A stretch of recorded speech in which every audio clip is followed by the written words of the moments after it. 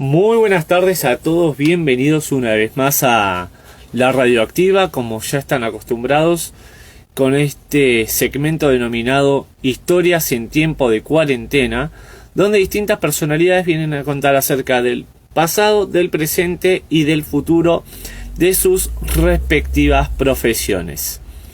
Antes de empezar con la entrevista del día de hoy, les recuerdo las redes sociales para que nos empiecen a seguir. En Instagram estamos como @la radioactiva. También tenemos nuestro perfil de Twitter que es @inforadioactiva.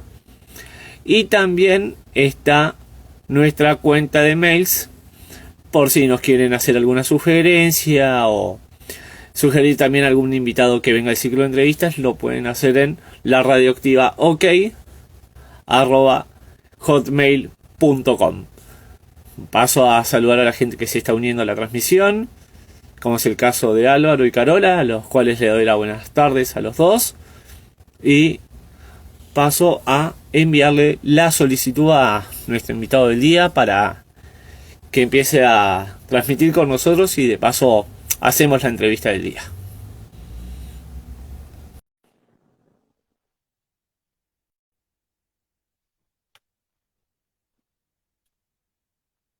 A ver si tenemos suerte. Ahí está.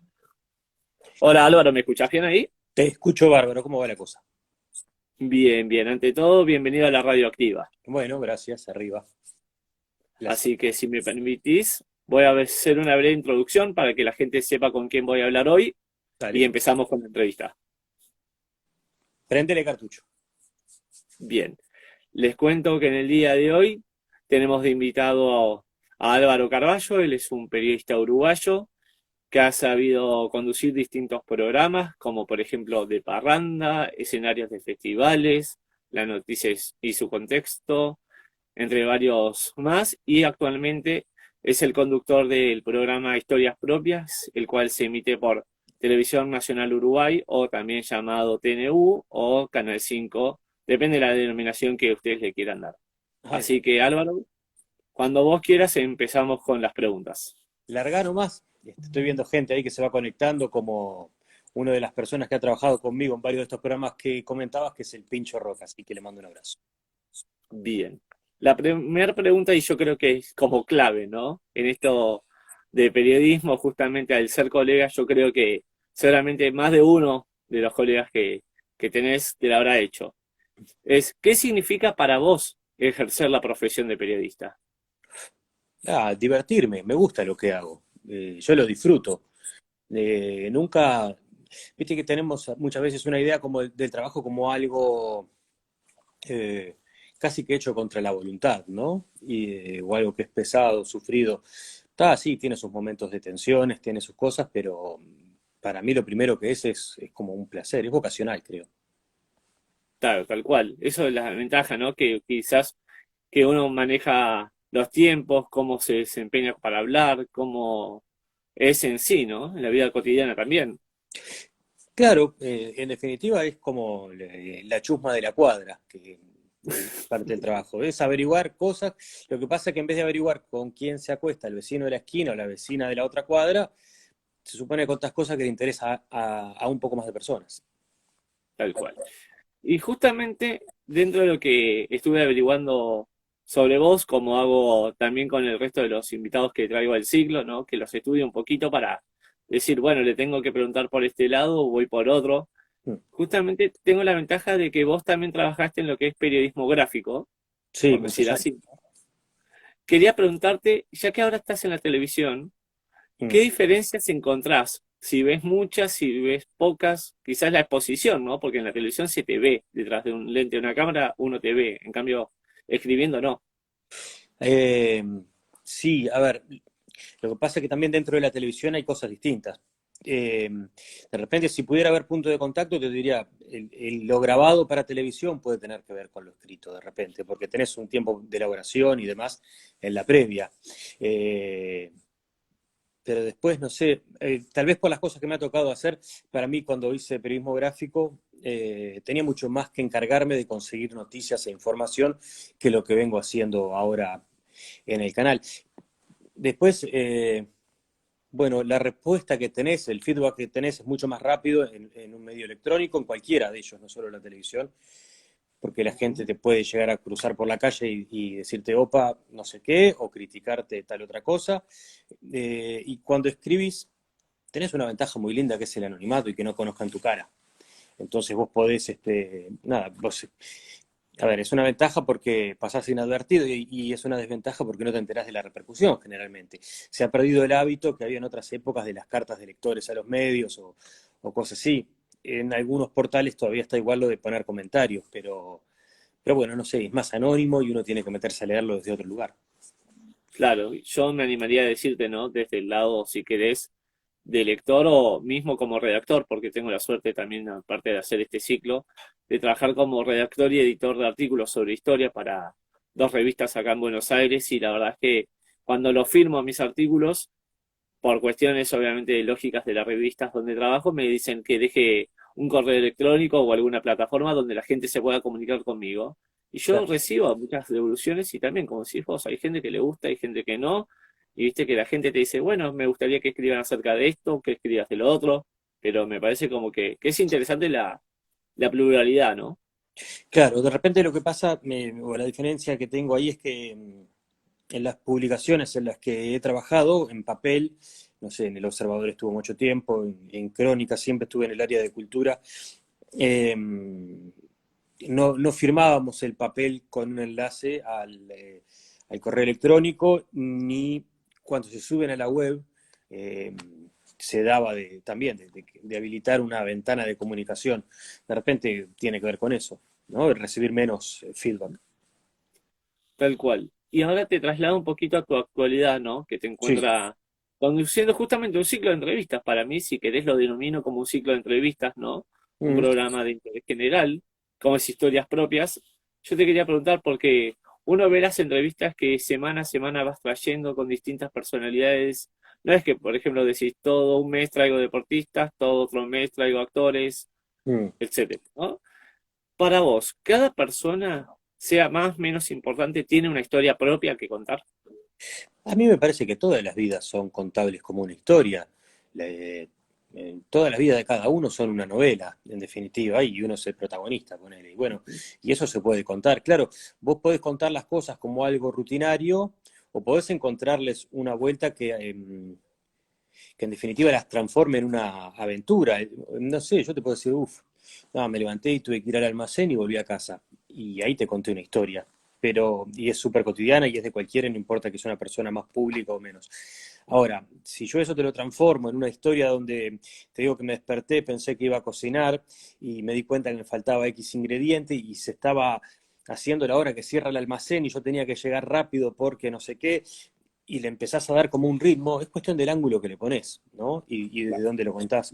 Entonces, conociendo al entrevistado con el que vas a conversar, claro, cuando son personas públicas es más fácil, porque ya son de por sí, llamémosle noticia, o ya generan de por sí un interés o una repercusión, pero cuando no, la primera etapa de historias propias, hay más de 150 entrevistas que son a personas, yo diría teóricamente no famosas, ¿no?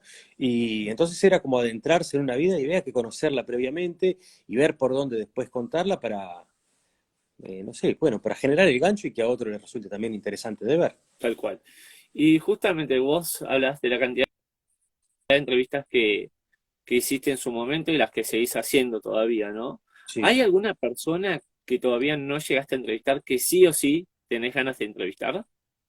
Te voy a decir dos personas que me quedé con ganas de entrevistar porque, porque fallecieron uno hace mucho tiempo y el otro hace poco. En realidad son las entrevistas que siempre me voy a haber quedado con las ganas de hacer. Eh, Descarto a Onetti porque Onetti se murió antes que yo empezara en todo esto, pero después había un escritor argentino, Osvaldo Soriano, que tuvo mucho que ver con mi pasión por el periodismo literario. Tiene algunas crónicas excepcionales. Para mí el caso Robledo Puch es como una escuela de periodismo en una nota, la manera en que el tipo investigó una vida, la narró, el suspenso que le dio una tensión narrativa, es espectacular y además te informaba de todo lo que pasó. Entonces Soriano fue uno y Porque además tuvo otra particularidad para mí, fue que yo quedé muy seducido después de eso y empecé a leer su literatura, no al revés, que el tipo era, o primero trascendió internacionalmente como escritor y luego como periodista se supo después porque publicó recopilaciones de casos. Y el otro, un español que murió el año pasado, que se llamaba Lucio Urtubia, un anarquista, albañil, que llegó a estafar al Citibank en la década de los 70 en unos 20 millones de dólares, falsificando dineros y después cuando fue a los estrados judiciales, además le ganó la batalla el Citibank, un tipo divino y que nunca se quedó con un solo peso de todo lo que sacó. Me parecía eh, un héroe, realmente. Tal cual. No, no, te preguntaba esto justamente no porque uno ve, como te decía al principio, la cantidad de invitados que vas llevando semana a semana y quizás no es que decís todos los meses llevo una categoría distinta, por ejemplo, no sé, en abril llevé deportistas, en mayo llevé ingenieros, en junio llevé directores de cine, etcétera, ¿no? La verdad es Sí, que eso está bueno y como hago yo en este ciclo, no sé, perdón la comparación, ¿no? Pero como que a ver. uno con historias propias quizás lo que busca transmitirte es que decís, detrás de la cámara, esa persona te muestra su trabajo, con su día a día, dentro de lo que es el ambiente en donde se desempeña. En cambio, en historias propias es como que uno lo conoce un poquito más, si querés, desde el lado más íntimo. Los metes en una zona que quizás se pueda explayar, que pueda contar acerca de su vida también. Ah, sí, hay dos cosas ahí. Una es que, o varias. A ver, ¿cómo los vamos agrupando? En realidad lo converso mucho con la productora para, no sé, me gusta intentar intercalar en la medida de lo posible hombres y mujeres. Me gusta que no haya una, no sé, si entrevisto 3 semanas seguidas a periodistas, me parece que el programa empieza a parecer un programa sobre periodistas, si no lo es, o si lo hago con futbolistas. En realidad futbolistas debe ser de la profesión que menos he llevado, llevé uno solo o dos. Eh, pero bueno, a mí me gusta intentar cambiar. Si hoy llevé a alguien de las artes, la próxima semana puedo llevar a alguien del deporte o a una persona que se retiró de la política. Pero busco que la semana siguiente sea alguien distinto. Nada, es como una forma de darle ritmo, intentar darle ritmo. Claro, Yo tal lo cual. llamo así por lo menos, ¿no? Eh, Ujú. y bueno, no sé, espero lograr algo con eso, digamos, y que sí, que se note que la búsqueda está en variar. Después, a mí me gusta mucho más escuchar que hablar. Y entonces pienso qué cosas le puede gustar recordar como anécdotas a esas personas con las que voy a hablar. Con la información que conseguimos antes con María Noé, con la productora, tratamos también de generar nosotros insumos. Cuando es alguien público que de repente vos metés su nombre en Google y encontrás que le hicieron 740 entrevistas, es muy difícil no Claro. repetirse, Sí, sí. pero sí puede servir escuchar las anteriores para usar una de disparador, porque te das cuenta que hay temas que repite y que son de su interés. Entonces, bueno, vamos a entrar a ver cómo reflexiona sobre esto. Y ahí si es alguien que viene demostrando mucho pienso sobre un tema, va a ser mucho más interesante escucharlo a él, a que yo me ponga a compararme. En mi lugar ahí es pasar lo más inadvertido posible y, y si se nota que los dejo hablar mucho, mejor. Ahora acá me estoy encontrando en el lugar inverso, me da pudor también. Claro, justamente ahora la historia propia la estás viviendo vos y el entrevistador soy yo. Bueno, claro, ahí va. Tal cual. Mira, acá te cuento, aprovecho para ir saludando, como decías vos, hace un rato Ujú. a todos los que se van uniendo a este video de la radioactiva. La verdad le doy las gracias por el apoyo. Tanto sean seguidores de Álvaro como mismo del ciclo, les quiero agradecer. Y acá una seguidora, Carola Polchar, te pone, ¿cómo fue que llegás a la televisión? Yo estaba trabajando en el diario El Observador y acá en Montevideo. Eh, Llevaba un buen tiempo ya y se me había metido en la cabeza que quería cambiar, hacer otra cosa. No tenía muy claro qué quería hacer, pero le avisé a algunos amigos, uno que lo vi conectado hace un ratito, que era el Santi Fernández, que en ese momento trabajaba en Canal 5, y a otras, en realidad fueron 3 personas, a Santi, a otro amigo que se llama Ricardo y una amiga más. Les pedí, les dije, si se enteran de algo avisen. En Canal 5 me avisó el Santi que estaban haciendo un casting para conductores, para el informativo y para el matinal. Y bueno, yo hacía años que no hacía televisión, la última vez que había hecho era en 2007, no sé, hacía 3 años y medio ya. Pero fui, me presenté y tuve suerte. Me gustó lo que hacía, supongo, y quedé ahí. Y todavía Bueno, no me han bien. echado. Menos mal. Exacto. Justamente vos hablabas recién, ¿no? Del deporte, de las distintas profesiones que también tienen los distintos entrevistados. Yo justamente te quería preguntar cómo es tu relación, ¿no? con el deporte, ya que en el Uruguay, igual que en Argentina, yo creo que se habla de lo mismo o casi todo igual, ¿no? Que es fútbol, política, algo de demás temas, pero bueno, yo creo que el fútbol y la política en estos dos países es como que los que más se habla, ¿no? ¿A vos te Ujú. gusta el fútbol? ¿Tenés algún equipo dentro de Uruguay? Va, si se puede saber, claro, ¿no? Sí, claro, Obviamente, sí, porque a no hay veces... problema. Yo soy hincha de Nacional, me gusta mucho el fútbol, tuve una época en la infancia de ir muchísimo con mi padre, era como un, no sé, un punto de encuentro, por llamarlo de alguna manera, ¿no? Una cosa Ujú. compartida ahí. Eh, Después ya en la adolescencia empiezo a ir con amigos y tuve la suerte además en un momento de trabajar cubriendo fútbol en una transmisión que se llama 13-0 acá en Uruguay. Me tocaba seguir el vestuario de Nacional encima de la época que Luis Suárez debutó en Primera División, no sé, Ujú. Juan Albín, el Chori Castro, varios jugadores de esa camada que terminaron, bueno, trascendiendo durante muchos años. Suárez todavía sigue ahí en Europa rompiéndola y en la selección. Y entonces fue muy lindo. Después de cubrirlo y de verlo tan de cerca al mundo del fútbol, eh, me desapasioné un poco porque, no sé, ¿cuándo es? En la película El lado oscuro del corazón, que uno de los personajes dice, nunca veas a una puta con luz de día. Bueno, para mí el fútbol fue como ver a la puta con luz de día, verlo de cerca, ¿no? Ujú. Nada, lo que vi no era, nada, no me terminó de gustar. Y entonces sigo bromeando con mis amigos, nos tomamos el pelo, me toca tomar el pelo cuando ganamos bueno, y bancármela cuando perdemos, pero le creo bastante menos al fútbol. No, no a los deportistas, pero lo que vive, que rodea a los deportistas, eh, nada, no me gustó, no me gustó. Y después sí, eso en fútbol, que soy de Nacional, y en básquetbol de un cuadro que se llama Unión Atlética, que ahora nos toca estar en la segunda división uruguaya, que es el Metropolitano, Ujú. que es del barrio de mi infancia y que tiene la cancha a 2 cuadras donde vivía mi abuela. Entonces, y a 4 cuadras donde vivía yo de niño. Eso serían mis pasiones deportivas.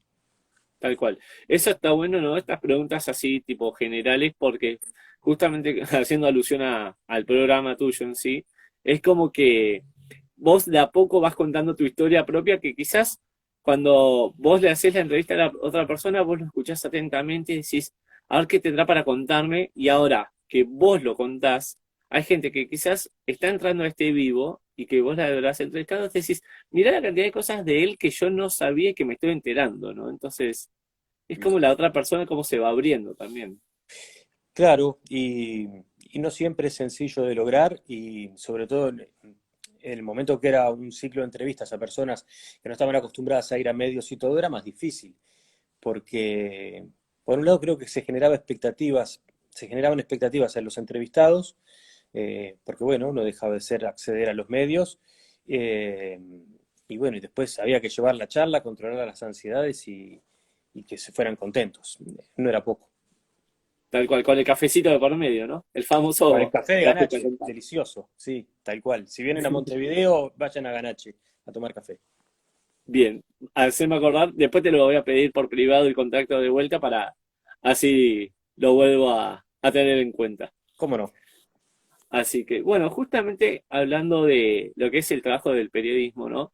Me Sí, tocó hacer hace un tiempo una investigación periodística acerca de la libertad de expresión en América Latina, un tema que si querés es bastante complejo, sí. ¿no? A lo largo del continente, porque sabemos que estamos en una zona donde constantemente hay distintos problemas en los diferentes países, ¿no? Ujú. Yo justamente te quería preguntar, ya que el Uruguay tiene un día justamente nacional de la libertad de prensa, un día del periodista, si querés son dos cosas distintas, pero se celebran dos días distintos también. Sí, sí. Entonces, justamente te quería preguntar si para vos, como periodista y uruguayo, en Mm. Uruguay vos ves que se respeta la libertad de expresión. Yo creo que mayoritariamente sí. Creo que, a ver, creo que hay dos Uruguay. Hay un Uruguay que es Montevideo, donde hay una posibilidad de hacer una cierta fuerza si te quieren presionar, y hay un Uruguay que son los otros 18 departamentos que viven una realidad distinta, muchísimo más difícil Eh, a ciudad más chica es más difícil resistir muchas presiones y es más difícil ejercer el oficio también.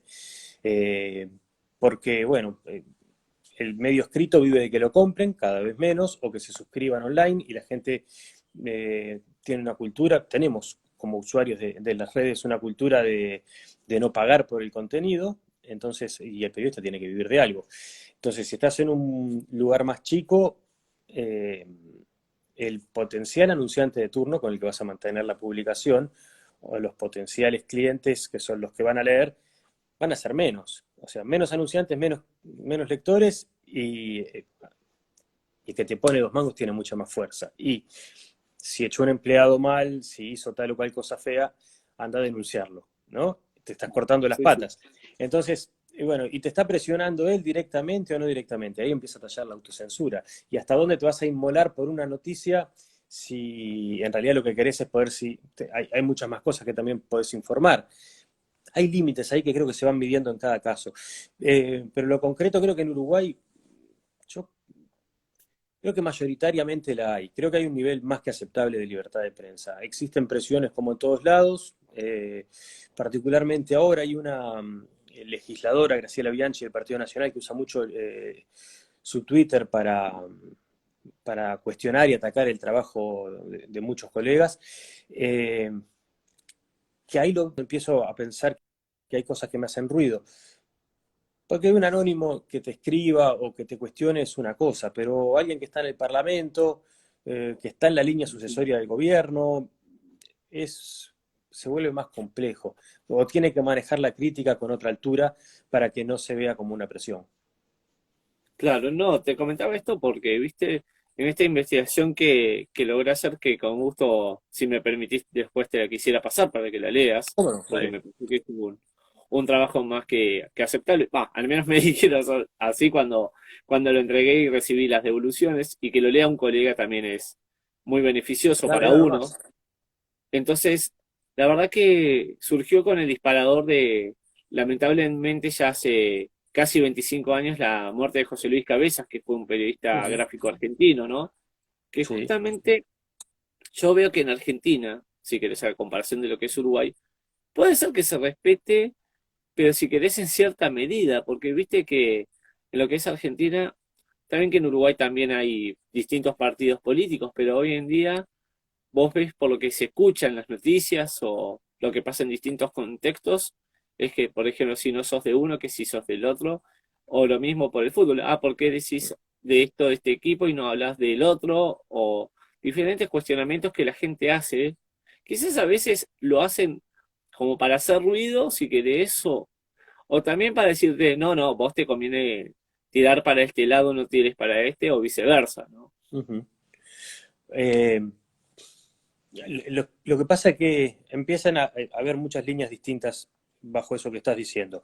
Por un lado tenés las líneas editoriales de los medios, lo que escriben los editoriales y demás. Y eso, hay casos, en Uruguay hay casos muy notorios donde vos lees las páginas editoriales del medio y apuntan para un lado, y lees el contenido del diario y apunta para el otro. Eh, ahí, y se respeta esa disidencia desde las dos partes, ¿no? El periodista no sale a defender al columnista porque le parece que es un animal lo que está diciendo, y el otro no sale a pedir que echen al periodista porque escribió una nota con la que él discrepa. Este, creo igual en esto que vos decías que yo tengo mucho contacto con Argentina, porque tengo familia allá y voy, bueno, pre-pandemia trataba de ir casi todos los años, 1 o 2 veces, por lo menos, consumo muchos medios argentinos. A mí me da la impresión que hay algo ahí que ha permeado muy fuerte, que es la lógica de estás conmigo o estás en mi contra, y que no está buena. En Uruguay está en algunos sectores, por suerte todavía en otros no, pero es muy peligrosa, es muy cierta la posibilidad de que eso avance y es muy peligrosa también, porque bueno, hay que aprender qué piensa el otro para convencerlo de que uno tiene más razón. Y para poder aprender qué piensa el otro y posteriormente convencerlo, ganarle una eventual discusión, tengo que saber escucharlo. Y si estoy pensando de entrada que todo el que no piensa como yo es corrupto o lo hace porque tiene una conveniencia o no sé qué, y está bravo que yo lo escuche con, hay que escucharlo sin prejuicios. Puede haber gente que piense honestamente, muy honestamente, de una manera radicalmente distinta a mí. Sí, puede. Bueno, voy a escucharlo, después me parecerá una burrada de lo que piensa, trataré de explicarle por qué yo creo que tengo razón. Pero si de antemano lo descalifico, estamos en el horno. Tal cual, y sí, no, no. Justamente rescato una palabra de toda la respuesta que me pareció como que es la palabra bisagra o clave, que A es ver. la escucha, ¿no? Que justamente el poder de escucha a veces la gente lo ve mal, ¿no? Porque dice, no, yo no lo quiero escuchar porque esa persona opina distinto que yo y si no opina lo mismo que yo, no lo quiero escuchar, me parece que Claro. como que no está a favor de lo que yo le digo o no tira para el mismo bando que yo, no Ujú. no concuerda los lineamientos que yo tengo con los que me parece que tiene esa persona, entonces como que el poder de escucha a veces se pierde, ¿no? Y hablando Sí. justamente, sí, Porque, perdón, no, pues decime. me quedé pensando en eso que decís también, sí, y en lo que decía yo de saber escuchar o poder escuchar, también es cierto que, que hay gente que la escuchás una vez, dos veces y te das cuenta que su línea argumentativa y sus formas y demás no son de diálogo y son de confrontarte a vos, entonces también ahí uno tiene derecho a decir, bueno, alguien que piensa que el corrupto soy yo, digamos, ¿para qué lo voy a estar escuchando si me está descalificando a mí? Ahí eso también se genera. Es bravo cómo manejar cuando el que se siente atacado o agredido es uno. ¿Con cuántas ganas Tal seguís cual. escuchando? Ujú, es verdad. Y justamente recién hacíamos mención al tema que si querés, entre comillas, ¿no? Está de moda, que es la pandemia. Sí. Vos decías que cuando podías, una o dos veces por año viajabas a Buenos Aires porque tenés familia en Argentina, justamente, bueno, a la inversa. Tengo familia en el Ujú. Uruguay y antes de la pandemia viajaba al Uruguay, aunque sea una vez por año a vacacionar si querés, pero sobre todo el propósito fundamental era ver a los familiares que uno tiene allá. Yo Ujú. justamente, uno compara en ese sentido, ¿no? Argentina, Uruguay, obviamente que por cantidad de habitantes no nos van a comparar a un país con el otro, porque sabemos que uno tiene más de 10 veces más la cantidad que tiene el otro, etcétera, etcétera. Pero justamente hay algo que los une hoy en día, que es el tema de la pandemia, ¿no? Que si querés, Uruguay viene bastante avanzado en cuanto a su población, la cantidad de gente con las dos dosis que ha recibido. Yo te quería preguntar si a nivel mundial esto, ¿no? Ya te separo Argentina y Uruguay, si la gente toma noción de esto que está pasando. Ah, eh, sí, y como en todo, cada uno a su manera en realidad, y algunos se van muy al extremo del miedo y de las ganas de evangelizar a los otros y explicarle todo lo que tienen que hacer para ser correctos y hacer lo que deben hacer. En el otro extremo están los ultra escépticos. Este, el otro día estaba en el almacén y había un hombre hablando con Héctor, con el almacenero, y le dice, no, porque, a ver, yo sé que esto del COVID es algo que nos mandaron desde un laboratorio, y eso lo digo convencido, decía el hombre, pero y bla, bla, bla. O sea, yo lo escuchaba y decía, wow, ¿con qué propiedad una persona puede decir eso? ¿No? O sea, ¿qué prueba documental tenés para afirmar algo así? Yo pienso que, no sé, así como está el virus de la gripe común y corriente y después está el de la gripe aviar, los virus mutan y mutan muy rápidamente. A la prueba está en el caso del COVID, todas las variantes que ya hay, y esos son virus que van mutando. Entonces, supongo que su aparición es totalmente natural y que después hay una cantidad de aves de rapiña que están prontas para sacarla hasta la última gota de jugo un ladrillo. Y entonces te van a hacer negocio con los tapabocas, con la jeringa, con el contenido de la jeringa, y patatín y patatán. Y se van a apurar y se van a saltear las formalidades como lo hicieron con los periodos de prueba, aparentemente. Eh, entonces, teniendo en cuenta todo eso, ¿con qué cara salgo a decir yo?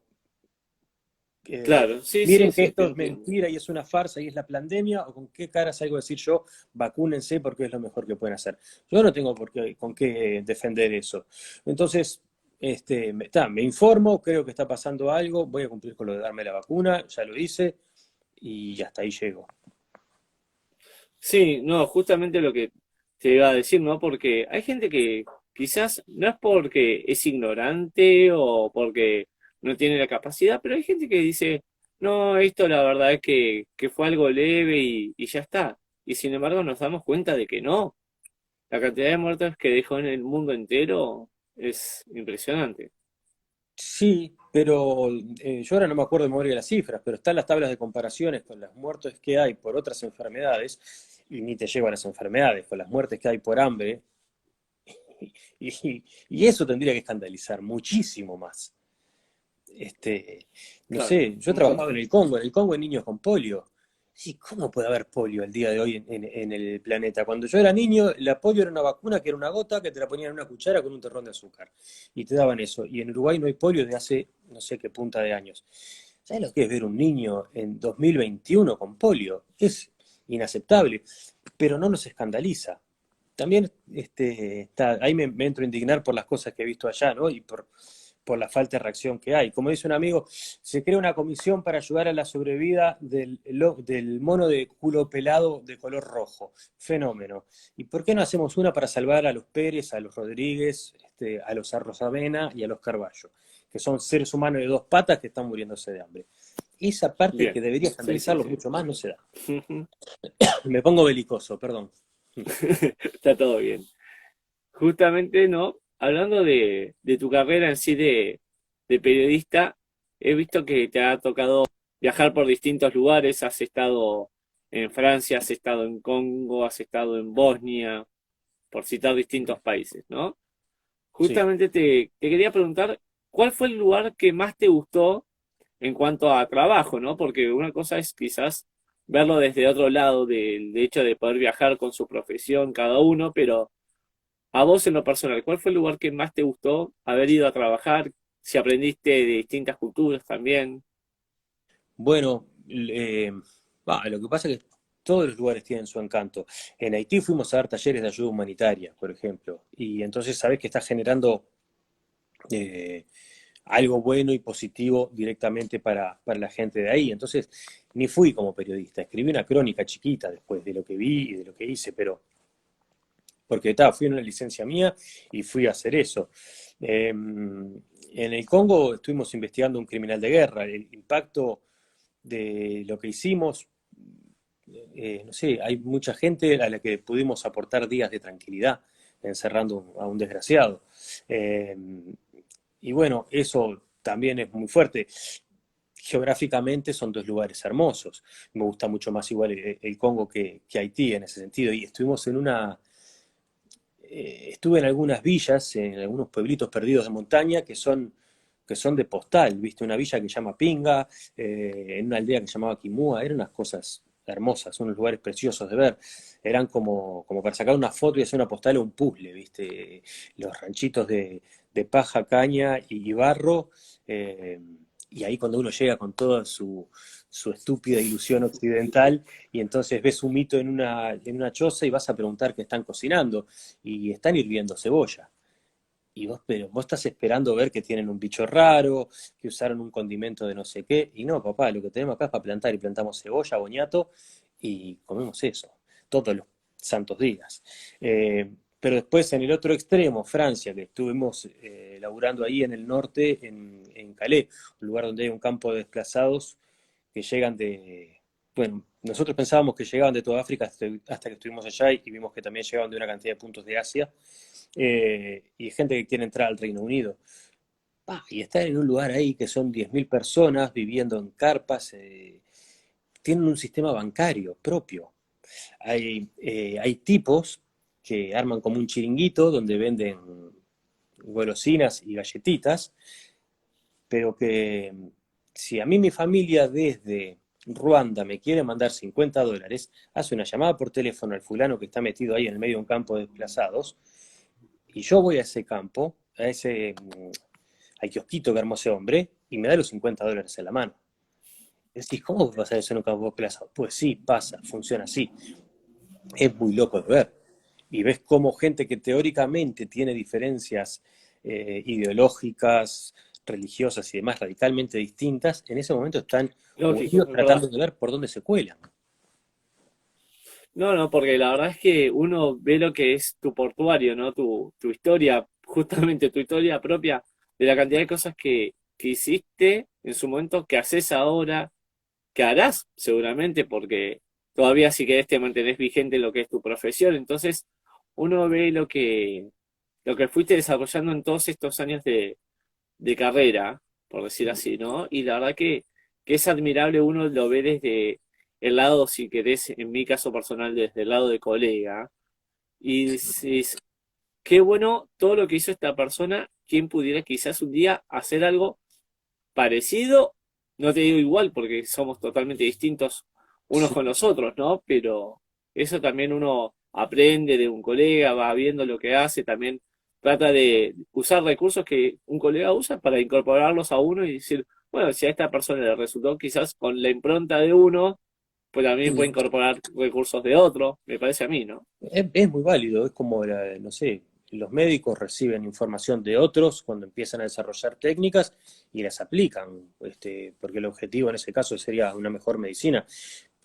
Uno, hoy te citaba Osvaldo Soriano, yo leyéndolo aprendí un montón y supongo que consciente o sin tener conciencia, fui aplicando muchos de esos recursos que aprendí al leer a Soriano. A mí me parece que es muy válido. Y puede ir cualquiera, si puedo ir yo, puede ir cualquiera. Ponerse en la idea y averiguar el cómo. Podés ir con los cascos azules, presentando un proyecto y yendo a trabajar y que te den un alojamiento y una eventual cobertura. No sé, hay como muchas opciones diferentes. Podés pagarte un pasaje y después vender notas. No sé, vendés un proyecto previo antes de irte y con esa guita te vas. O sea, que si te metes en la cabeza ir, vas. Yo no Sí, estoy sí, sugiriendo totalmente nada. de acuerdo, Cualquiera la puede. verdad. Así que, no, porque uno, viste, va aprendiendo todos los días. Yo creo que, aunque ya estés trabajando hace muchísimos años, a vos te pasa lo mismo, ¿no? Que Mm. con cada entrevista que haces, con cada investigación que haces para conocer a un nuevo invitado, en este caso con tu programa que estás realizando ahora, todos los días vas aprendiendo algo nuevo acerca de una persona que vos decís, mira, yo no conocía que había hecho tal cosa o tal otra y la verdad que eso también a uno lo motiva, ¿no? Que desde su lado de trabajo, que pueda ir encontrando esas cosas en el camino, ir formándose cada día un poquito más. Yo creo que el periodista en ese sentido es como que no descansa, ¿no? En la búsqueda de información, como decías vos, veo algunas entrevistas que le hicieron a la otra persona para más o menos saber por dónde llevarla yo, por dónde orientarme, si hay algún tema disparador. También ser Sí, original en las para preguntas que le informarte hagan. más. Sí, es que te informás así.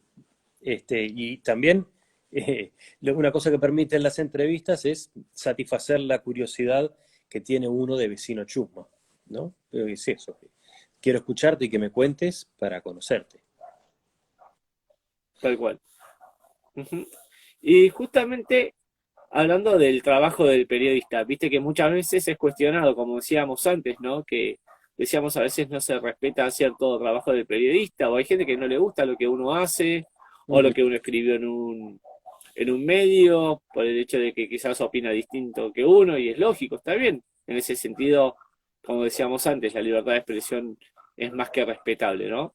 Yo te quería preguntar si alguna vez vos, como periodista, sentiste miedo por las críticas que hayas recibido, quizás por algo que hayas escrito y que hay gente que no le gustó, o lo tomás con calma eso.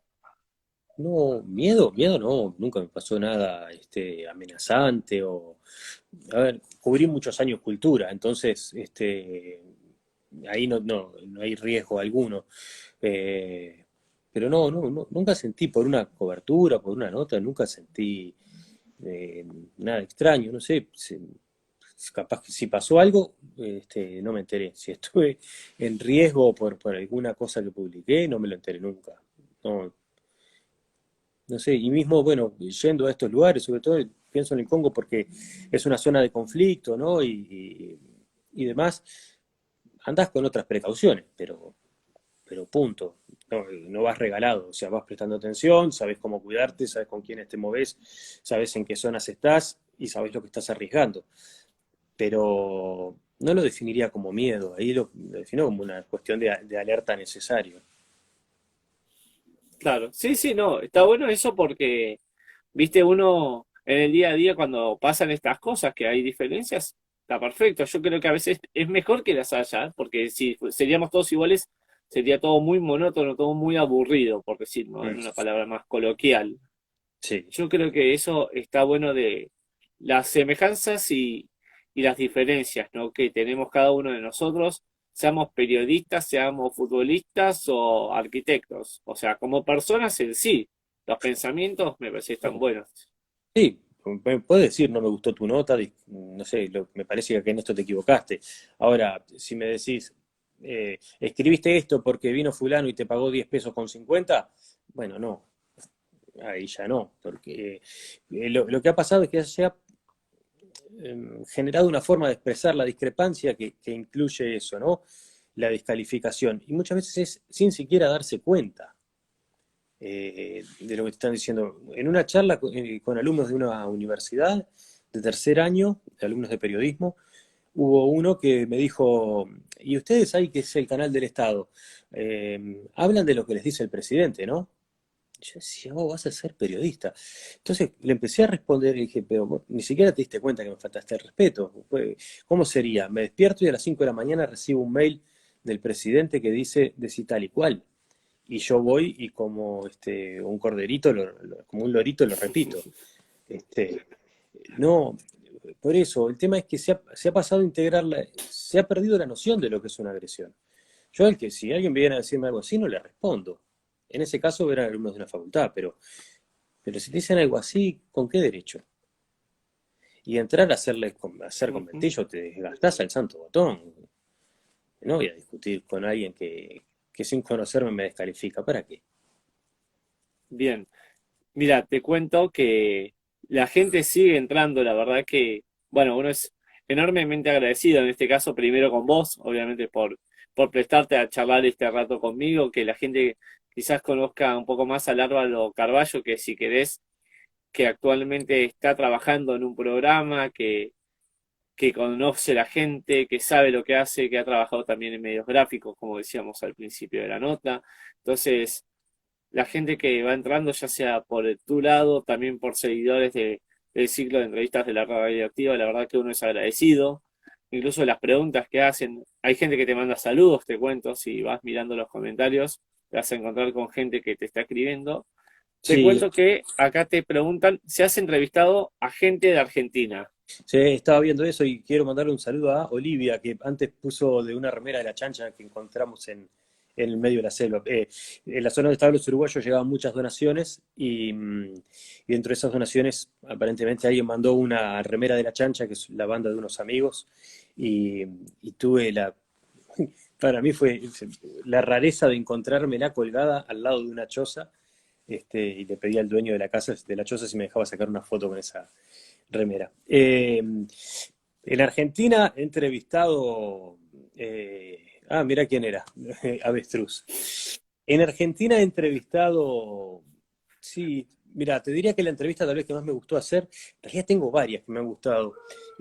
Osvaldo Bayer fue un entrevistado excelente para mí, me recibió en su casa en el Tugurio y pasé una tarde espectacular escuchándolo. Para mí era como asistir a una clase magistral de vida, escuchar a Bayer. Eh, Abelardo Castillo, otro escritor del carajo espectacular.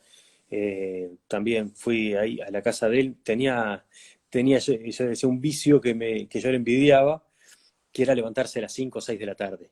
Estar despierto toda la noche y sí. Pero, pues, me acuerdo porque me dijo que fuera a las 7 de la tarde a su casa y yo me acuerdo, dije, bueno, voy a andar por la zona, él vivía creo que era por Boedo, y yo le dije que iba a andar por la zona un rato antes y me dijo, no, lo que pasa es que a esa hora me levanto. Este, eso, sí, eso había estado bueno.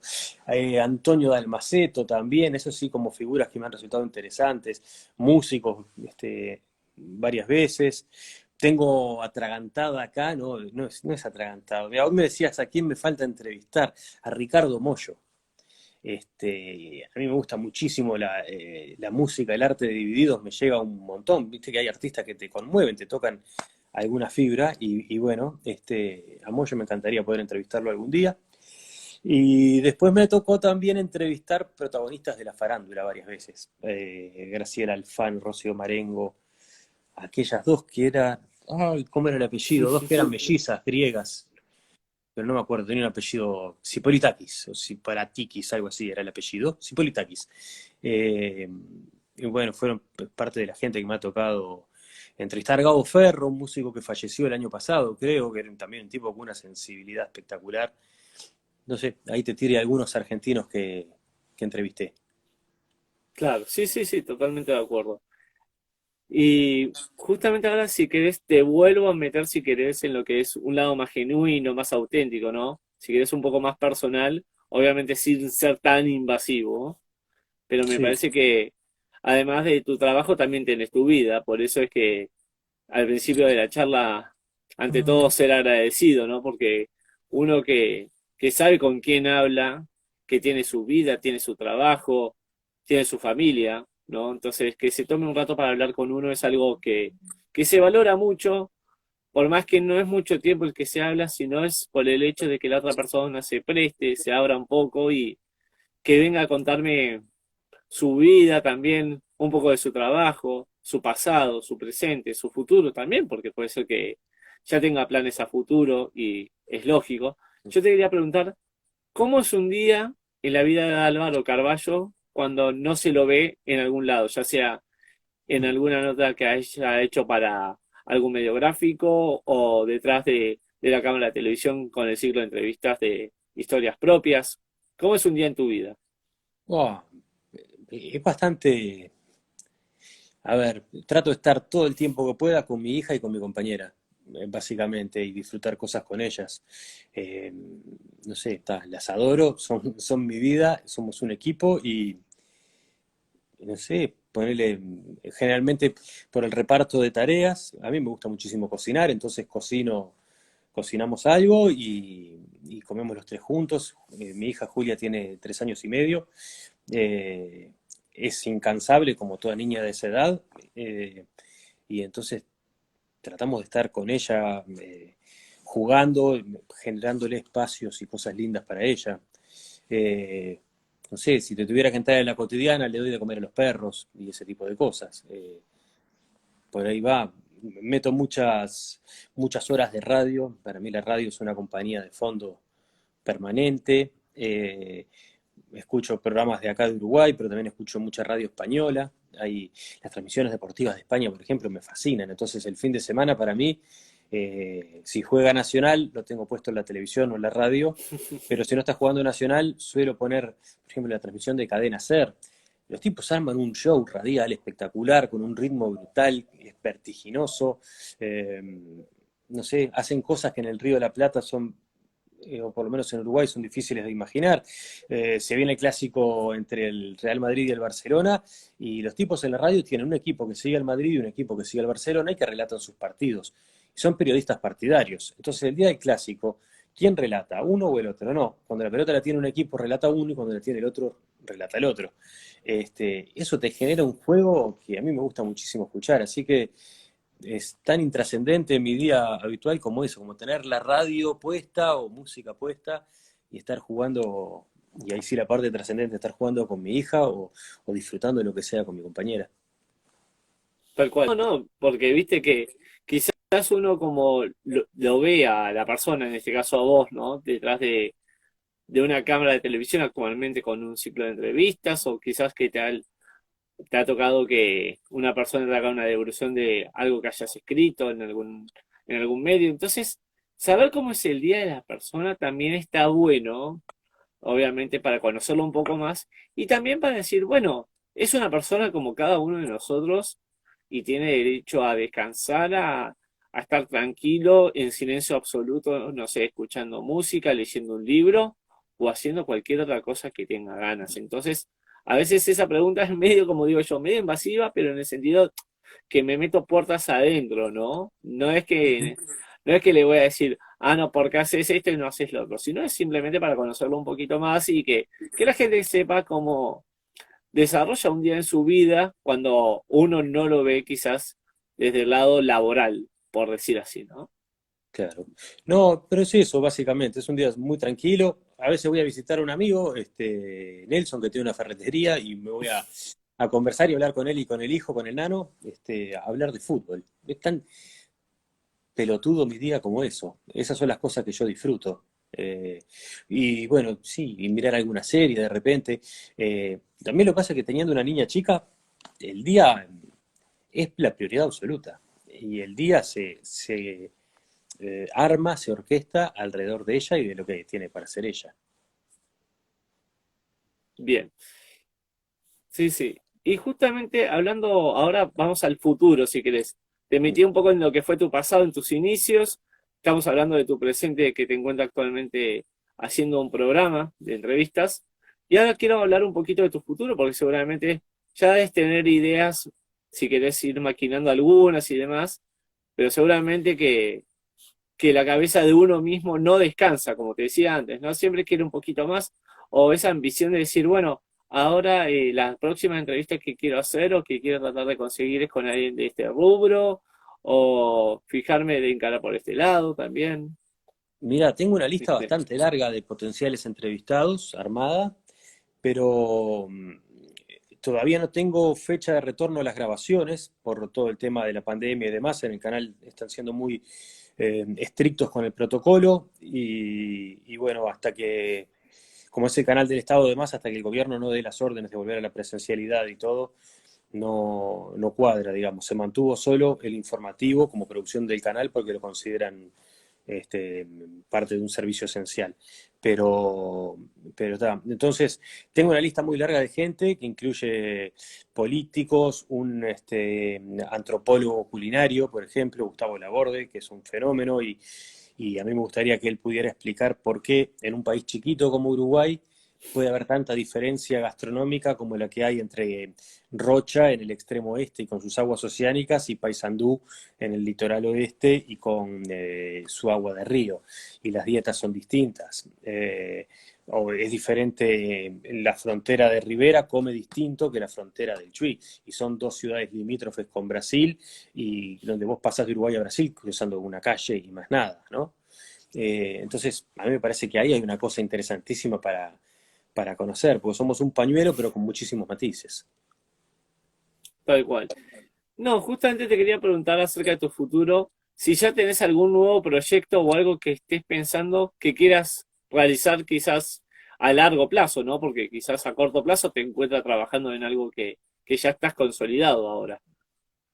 Sí, no, te puedo decir dentro de los proyectos de ayuda humanitaria, tengo ganas de volver a ir al Congo y tenemos ahí un plan con el equipo de gente con el que trabajo, que lo encabeza Julio Alonso, un periodista español, agente humanitario también, que bueno, que implicaría mejorar la calidad de vida a un número importante de mujeres que han sido abusadas por grupos guerrilleros. Pero bueno, lo íbamos a hacer en abril del año pasado y la pandemia nos ha hecho posponerlo. En algún momento va a cuadrar. Eso sería como proyecto a hacer en el futuro, bueno, cuando la pandemia habilite y cuando recaudemos los fondos necesarios.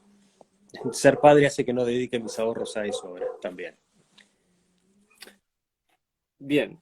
Así que, bueno, Álvaro, la verdad es que un placer enorme haber hablado contigo, conocerte un poquito más, ¿no? Porque yo lo que conocía, bueno, más allá de lo que veo ahora, como te escribí ayer por privado, del ciclo de entrevistas de historias propias, también te conocía de nombre, sabía de tu recorrido, o sea, uno estudia al entrevistado, ¿no? Estudia a la persona que quiere traer, entonces cuesta traer a alguien, seguramente que a vos te pasará lo mismo, ¿no? Que a veces uno recibe más no que sí, entonces la verdad que es un trabajo complejo el de periodista y simplemente darte las gracias por esta charla que hemos mantenido, este mano a mano tan entretenido, al menos de mi parte. Me pareció que fue una charla bastante amena, que la gente te pueda conocer un poquito más. Y justamente te pediría, por favor, que dos últimas cosas. Una es que me respondas si te sentiste cómodo a lo largo de toda esta charla, con las Sí, sí. preguntas, con el contenido en sí. Y Ujú. la otra que por favor cierres vos la nota mandándole un saludo a la radioactiva y obviamente que desde ya sabes que acá tenés un lugar, las puertas están abiertas y vamos a seguir en contacto nosotros para quizás una segunda parte o bien para compartir contenido en este trabajo tan lindo que es el de periodista. Bueno, nada, muchísimas gracias por la invitación, un saludo a la gente de la Radio Activa y bueno, nada, fue una charla como todas, para mí conversar es súper disfrutable, así que a las órdenes, abrazo. muchísimas gracias, la verdad que sin palabras, ¿no? Porque uno, te cuento que en mi caso personal, yo veo las entrevistas y aprendo mucho, porque tomo muchos conceptos, sé por dónde llevar a la persona. Ahora, viste que quizás uno viendo a un colega dice, y mira, la verdad que esto lo está haciendo muy bien, entonces, si esta persona lo hace bien y le da resultado, no solamente en una entrevista, sino en dos, en tres o en las que sea, uno trata de incorporar conocimientos o dice, bueno, puedo incursionar por este lado, sé que a la persona quizás le sienta más cómodo hablar de esta manera o empezar con alguna pregunta más bien sencilla, después ya ir ahondando un poco más en profundidad en distintos temas y la verdad que uno en mi caso, como te decía, no sé si referente se diría la palabra, pero sí como guía, como ejemplo, al menos eso es lo que yo te tomo en este momento porque en mi caso coincidimos que los dos hacemos un ciclo de entrevistas. Es demasiado, pero bueno, gracias. Es mucho. Yo hago un programa nomás. Es conversar, es esto que hicimos. Tan sencillo como eso. Así que nada más que agradecimientos. Y bueno, nos estaremos manteniendo en contacto, ya sea por las distintas plataformas. Hoy en día hay Facebook, hay Twitter, hay Instagram, hay WhatsApp. En fin, la verdad que es un gusto haber hablado contigo, como te lo dije. Y bueno, A las esperemos órdenes. que quizás haya una segunda parte o bien para mantenernos en contacto para cualquier otra ocasión. Vos sabés que acá, como te dije hace un ratito, las puertas están abiertas y no dudes en contactarme o Dale, escribirme y me decís, mira, la verdad me gustaría comentar acerca de esto o del otro y con todo gusto podemos hacer una charla de vuelta. estoy a las órdenes. Te mando un abrazo. Chau, chau. Te mando un abrazo y que sigan los éxitos. Arriba. Chau, chau. Chao, chao.